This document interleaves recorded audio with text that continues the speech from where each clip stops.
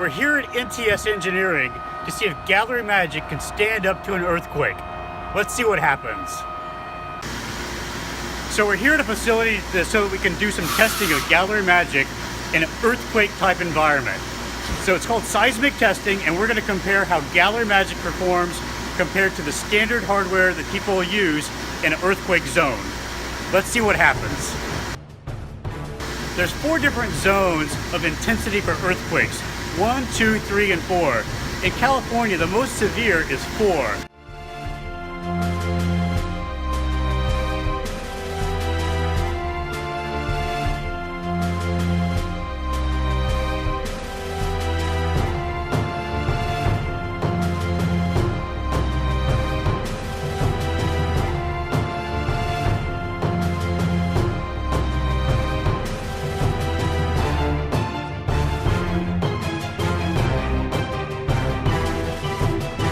We just wrapped up testing and Gallery Magic is earthquake approved.